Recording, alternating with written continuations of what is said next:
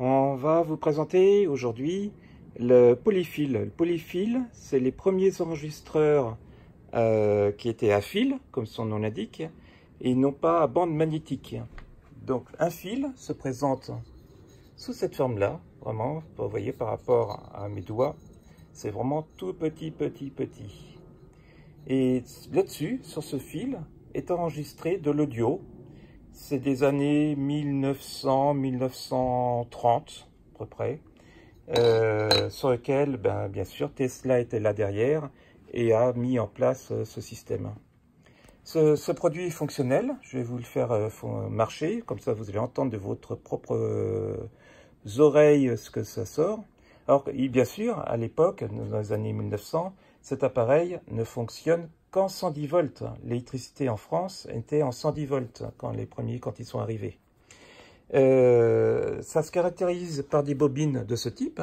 On a des grosses bobines, on en a des plus petites qui sont déjà enregistrées ou sur lesquelles il y a eu des saignements qui ont été faits.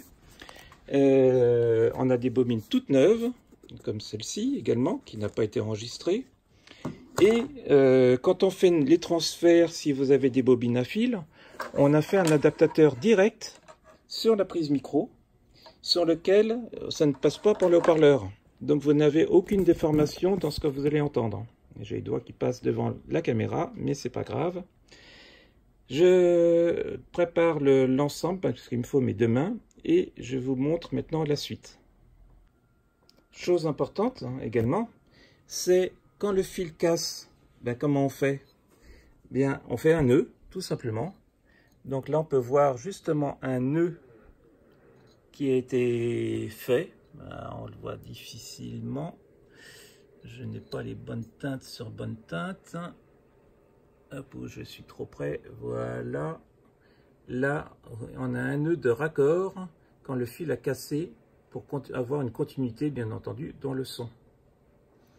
Voilà, ni plus ni moins, alors qu'aujourd'hui, sur les bandes magnétiques, il faut utiliser un scotch spécial, bien l'aligner, etc., etc. Donc à l'époque, on faisait un nœud et ça suffisait. Alors comment ça se présente? On a la bobine, on la place sur son dividoir, un petit peu en force. Ici, on a la tête magnétique, qui est ni plus ni moins une tête qui va pincer le fil entre les deux. C'est tout simple.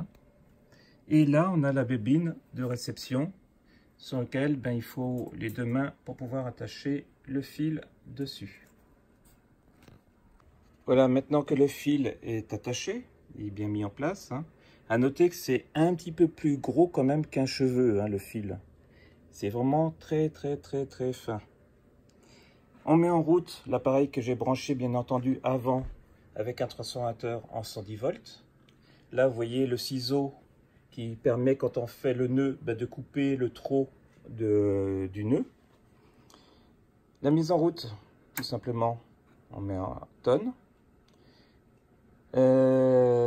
Et ensuite, voilà, le fil est dedans. Nous avons le niveau qui est monté. Il suffit juste maintenant de mettre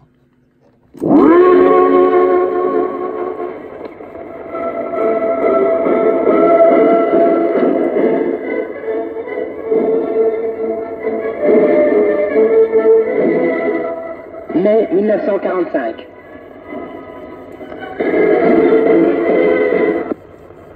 Terminé.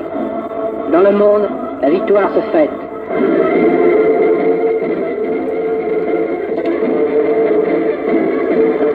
On oublie les durs moments.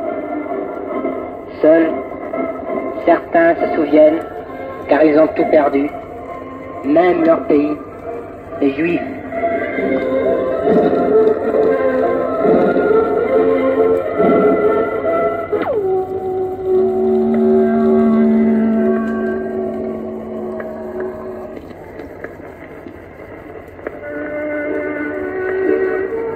Parmi ceux qui ont échappé à la mort, un rêve né.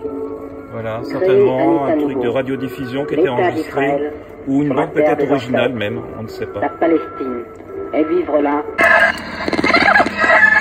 Le rembobinage se fait bien entendu à l'envers. Et on entend le son, bien entendu, aussi dessus. Voilà. Donc, pour attacher le fil, il y a une petite astuce. Hein.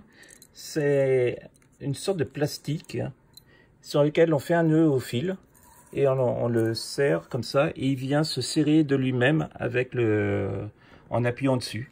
Avec plusieurs tours, ça fait une force et ça le coince. Vous avez le dictabel, qui est un peu plus poussé en termes d'ingénierie. Bobine de réceptrice un peu plus grosse. Timer, pédale toujours, parce qu'on enclenchait souvent la pédale, puisqu'on utilisait le micro directement pour parler. Un micro cristal de l'époque. Et un autre, bien connu, qui est la voix de son maître, qui avait déjà fait à l'époque ce genre d'appareil qui fonctionne fermé et dont on a le volume que l'on a directement sur le devant. Donc toujours le même principe, hein, une grande bobine qui sert de rembobinage et ici on pose la bobine de lecture. Vous avez les niveaux, bien sûr toujours 100 volts. Hein. Je faisais même une distinction entre le 110 et le 130 volts. Tonalité, volume, voilà, truc tout simple pour l'époque. Donc la voix de son maître. De bien connu, celui de Chicago, qui bien sûr, comme vous le comprenez, ne vient pas de France, directement importé des États-Unis. Pareil, même système à fil, tête légèrement différente, hein, bien entendu.